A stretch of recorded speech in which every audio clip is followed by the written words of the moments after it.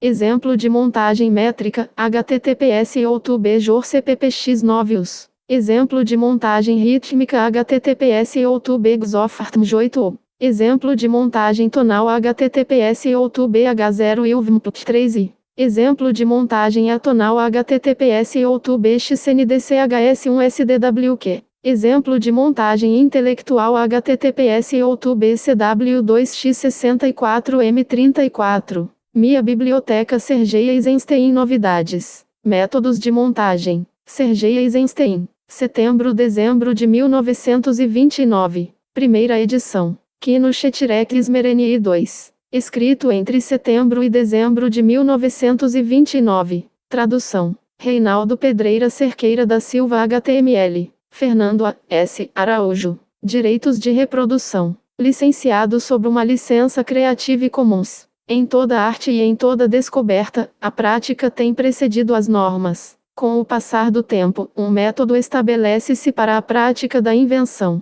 Goldoni, 1. O método atonal de montagem é desconhecido de nossa prática anterior, inseminado artificialmente no cinema, ou é simplesmente um acúmulo quantitativo de uma qualidade que faz um ramo da dialética e que nasce como função de novos atributos qualitativos? Por outras palavras, a montagem atonal é uma etapa do desenvolvimento dialético dentro da totalidade do sistema dos métodos de montagem, estando numa relação de sucessão de outras formas de montagem. Eis as categorias formais de montagem que conhecemos. 1. A montagem métrica. O critério fundamental deste tipo de montagem é a extensão absoluta das peças. As peças são unidas de acordo com suas extensões, numa fórmula esquemática segundo uma métrica da medida da música. O resultado obtém-se pela repetição destas medidas. Obtém-se a tensão através da aceleração mecânica, encurtando as peças enquanto mantém-se as proporções originais da fórmula.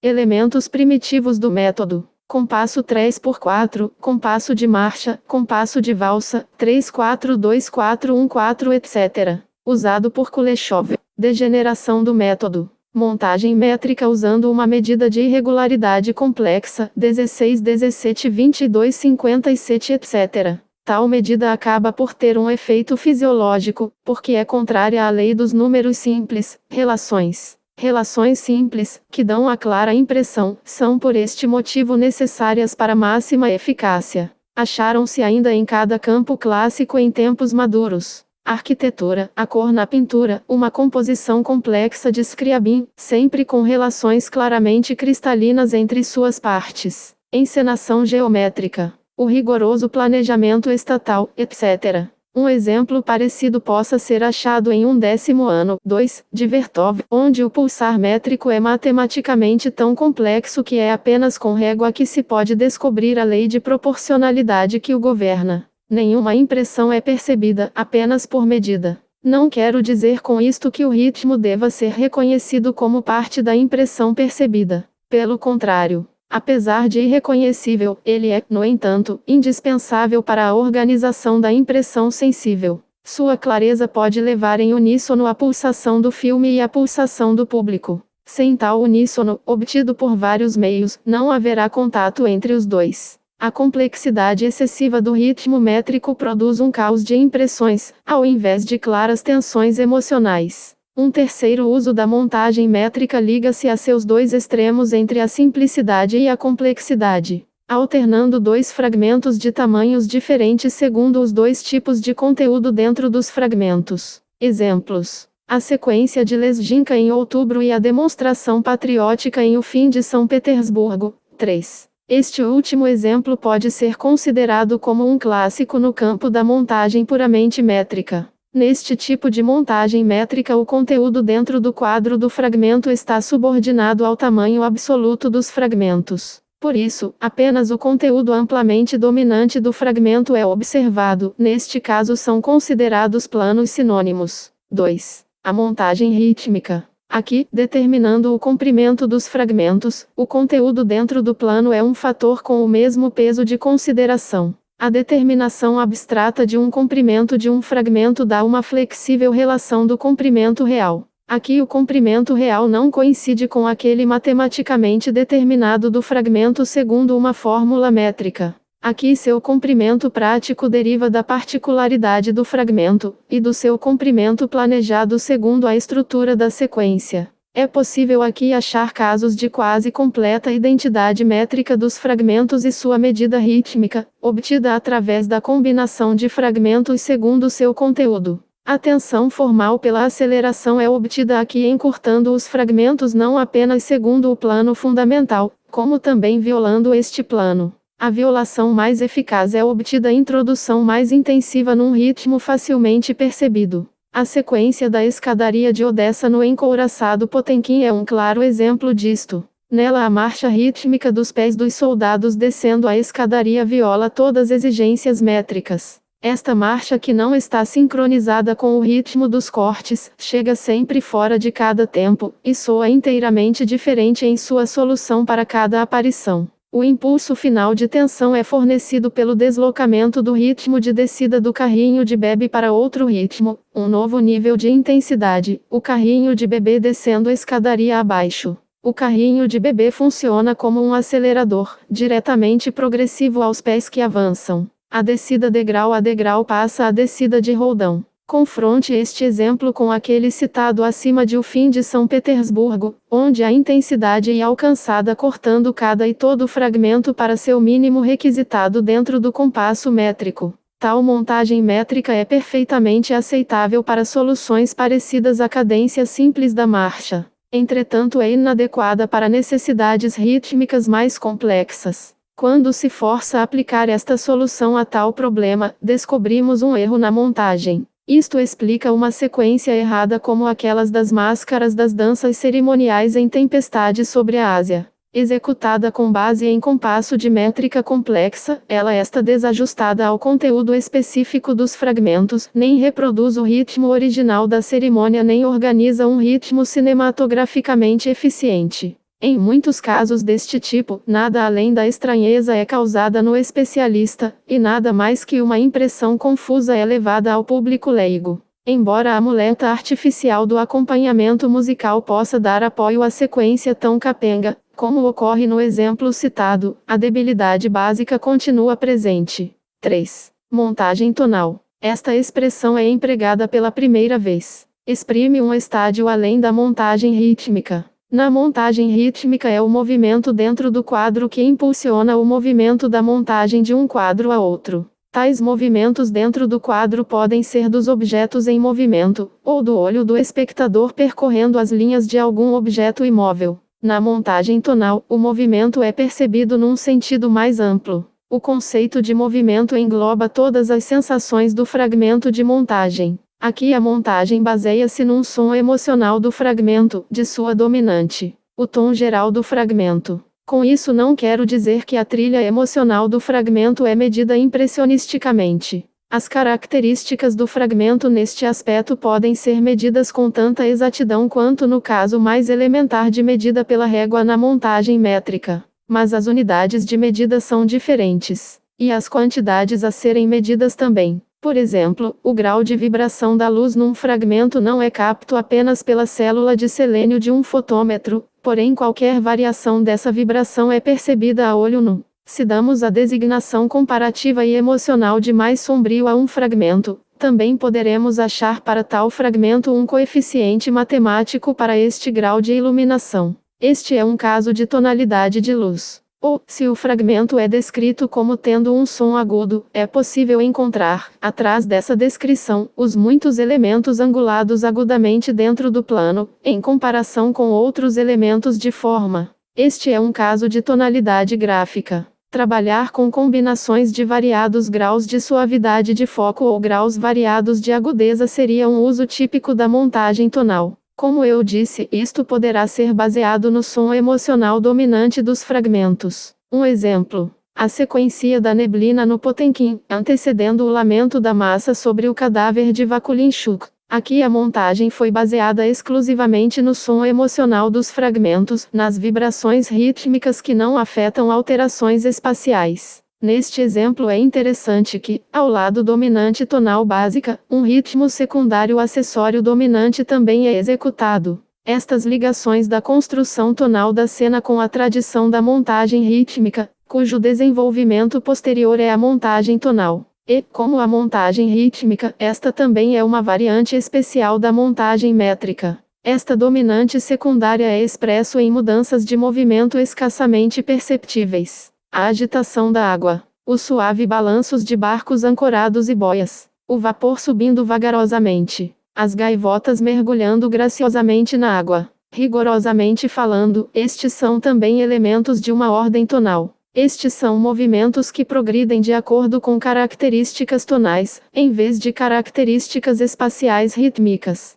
Aqui mudanças espacialmente incomensuráveis são combinadas de acordo com seu som emocional. Mas o principal indicador para a montagem dos fragmentos estava de acordo com seu elemento básico, vibrações óticas de luz, graus variados de sombra e luminosidade. E a organização destas vibrações revela uma identidade completa com uma harmonia em tom menor na música. Além disso, este exemplo fornece uma demonstração da consonância ao combinar o movimento como a mudança com o movimento como vibração da luz. Tensão crescente neste nível de montagem, também, é produzida por uma mesma intensificação da dominante musical. Um exemplo especialmente claro disto é fornecido pela sequência da colheita atrasada em A Linha Geral. Uma construção deste filme como uma totalidade, como nesta sequência particular, vincula-se a um processo construtivo básico, a saber, um conflito entre argumento e sua forma tradicional, estruturas emotivas aplicadas a material não emocional. O estímulo é transferido de seu uso costumeiro como situação, por exemplo, como o erotismo é geralmente usado em filmes, para estruturas contraditórias em tom. Quando o pilar da atividade é finalmente descoberto, é uma máquina de escrever. O touro-herói e a vaca-heroína casam-se alegremente. Não é o santo grau que inspira tanto dúvida quanto êxtase, mas uma desnatadeira. Assim, o tom menor temático da colheita é resolvido pelo tom maior temático da tempestade, da chuva. Sim, e até mesmo a colheita empilhada, tradicional tema básico de fecundidade, sempre reluzindo sob o sol, é uma solução do tema menor, molhada, como está, pela chuva. Aqui o aumento da tensão é devida através do reforço interno de um acorde dominante inflexível, pelo sentimento crescente dentro do fragmento de opressão antes da tempestade. Como no exemplo anterior, a dominante tonal, movimento como vibração da luz, é acompanhada por uma dominante rítmica secundária, isto é, movimento como mudança. Aqui ele é exprimido pela crescente violência do vento, definida por uma transferência de correntes de ar para torrentes de chuva, uma analogia definida com a transferência dos passos descendo para o carrinho rolando escadaria abaixo.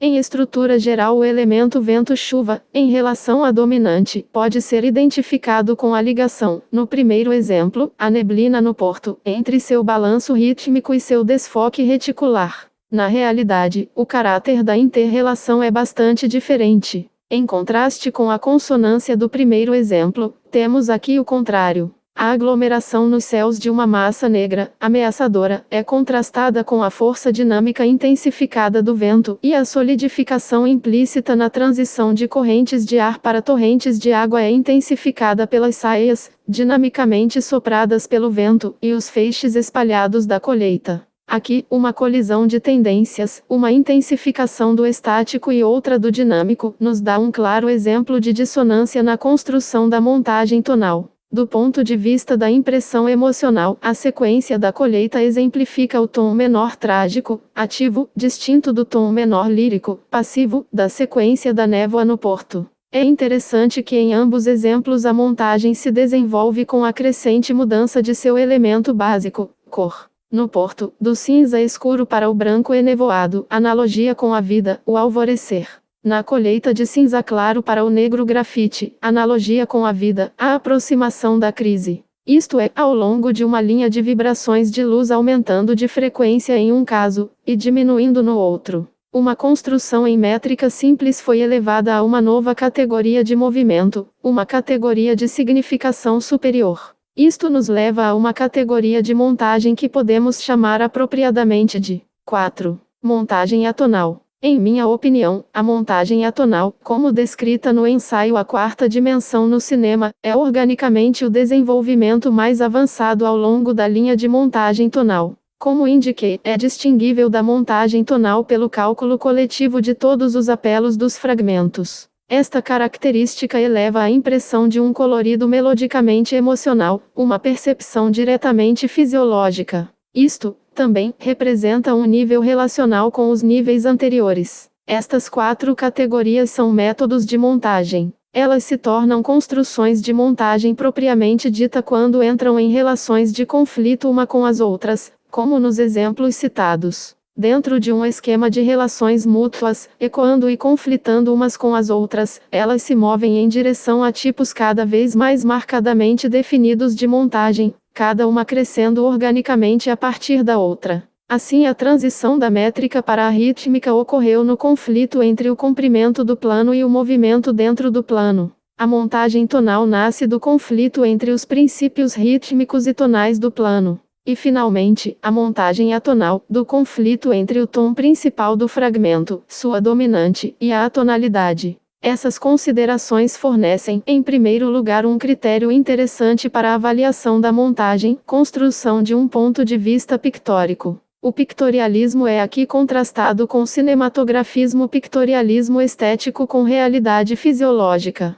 Discutir o pictorialismo do plano cinematográfico é ingênuo. Isto é típico de pessoas que possuem uma cultura estética respeitável, mas que nunca foi aplicada de forma lógica ao cinema. A este tipo de pensamento pertencem, por exemplo, as opiniões sobre cinema de Kazimir Malevich. 4. O verdadeiro aprendiz de cinema não pensaria em analisar o plano cinematográfico de um ponto de vista idêntico ao da pintura paisagística. O que se segue deve ser considerado como um critério do pictorialismo da construção da montagem em sentido mais amplo. O conflito deve ser resolvido dentro de uma ou outra categoria de montagem, sem permitir o conflito ser uma das diferentes categorias da montagem. Uma cinematografia verdadeira começa apenas com a colisão de várias modificações cinematográficas de movimento e vibração. Por exemplo, o conflito pictórico de figura e horizonte, seja um conflito estático ou dinâmico, não importa.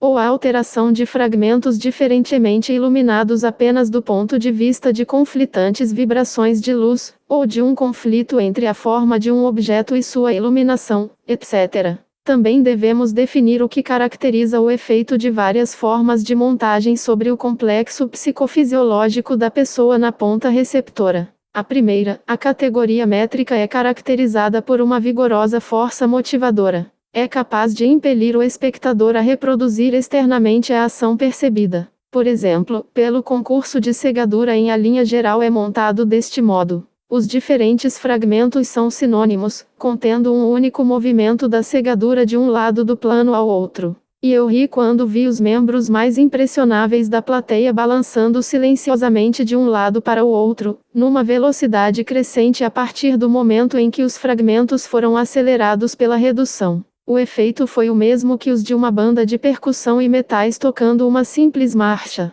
Chamei a segunda categoria de rítmica. Também poderia ser chamada emotiva primitiva. Aqui o movimento é mais sutilmente calculado, porque apesar de a emoção ser também resultado do movimento, o movimento não é uma mudança externa simplesmente primitiva. A terceira categoria, tonal, também poderia ser chamada de emotivo-melódica. Aqui o movimento, que já deixou de ser uma simples mudança do segundo caso, passa distintamente para uma vibração emotiva de uma ordem mais alta. A quarta categoria, um fluxo fresco de puro fisiologismo, remete, com mais alto grau de intensidade, à primeira categoria, de novo adquirindo um grau de intensificação pela força direta de motivação. Na música isto é explicado pelo fato de que, a partir do momento em que tons harmônicos podem ser ouvidos paralelamente ao som básico, também podem ser sentidas vibrações, oscilações que deixam de impressionar como tons, mas sim, em vez disso, como substituições puramente físicas da impressão percebida.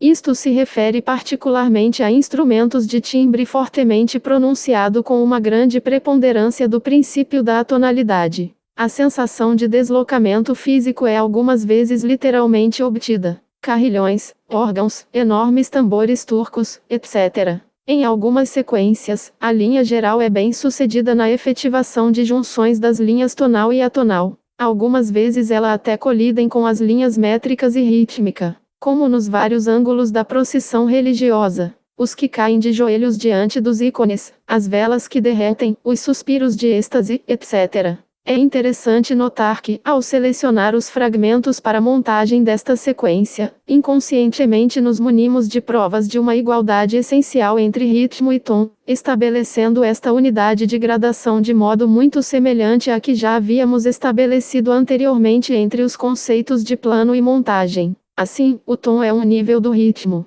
Em consideração aos que estão alarmados com essas reduções a um denominador comum, e com extensão das propriedades de um nível até outro e com um objetivo de investigação e metodologia, lembro a sinopse de Lenin sobre os elementos fundamentais da dialética de Hegel. Esses elementos podem ser apresentados de modo mais detalhado assim. 10. Um processo infindável de novos aspectos, relações, etc., reveladores. 11. Um processo infindável de percepção humana cada vez mais profunda das coisas, aparências, processos e assim por diante, da aparência para a essência e da essência menos profunda para a mais profunda. 12. Da coexistência para a causalidade e de uma forma de conexão e interdependência a outra, mais profunda, mais geral. 13. Recorrência, no nível mais alto, de conhecidos traços, atributos, etc. Do nível mais baixo, e 14. Voltar, por assim dizer, ao velho, negação da negação. 5.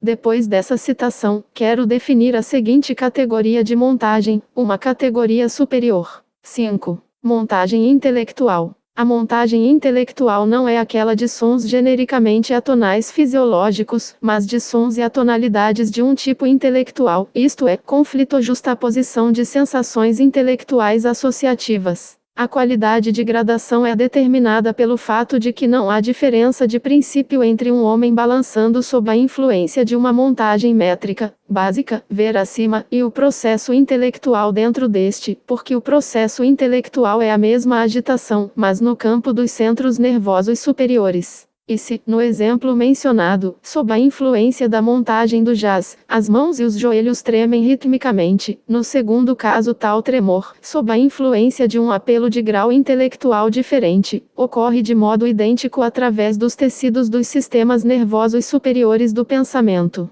Embora, julgados como fenômenos, aparências, eles parecerem de fato diferentes, do ponto de vista da essência, processo, porém, eles sem dúvida são idênticos. Aplicando a experiência de trabalho com linhas inferiores a categorias de ordem superior, isto permite atacar o próprio coração das coisas e fenômenos. Assim, a quinta categoria é a tonalidade intelectual. Um exemplo dela pode ser encontrado na sequência de Deuses em Outubro, onde todas as condições para sua comparação são dependentes de um som de classe exclusivamente dependentes de cada fragmento em relação para com Deus. Digo classe porque apesar de o princípio emocional ser universalmente humano, o princípio intelectual é profundamente matizado pela classe. Estes fragmentos foram montados de acordo com uma escala intelectual descendente, empurrando o conceito de Deus de volta às suas origens, forçando o espectador a perceber intelectualmente este progresso.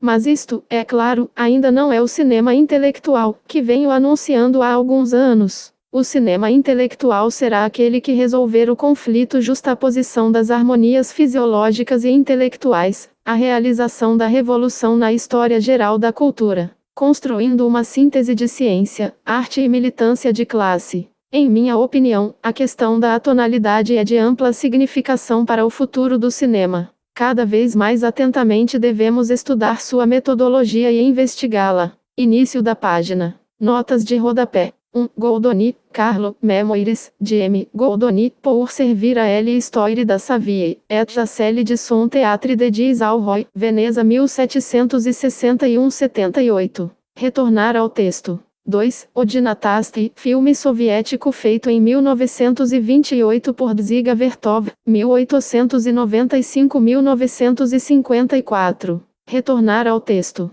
3. Odinatasti, filme soviético feito em 1928 por Dziga Vertov, 1895-1954. Retornar ao texto. 4. Konex Sankt Petersburg, filme soviético realizado em 1927 por Vsevolod Pudovikin, 1893-1953, retornar ao texto. 5. Kazimir Malevich, 1878-1935, pintor soviético criador do suprematismo e defensor da pintura sem objeto. Retornar ao texto. 6. Vladimir Ilyich Lenin. Cadernos Filosóficos, Moscou, 1947. Retornar ao texto. Os exemplos de montagem são do site Film Design. Retornar ao texto. Inclusão. 0906-2018. Última alteração. 16/12/2021.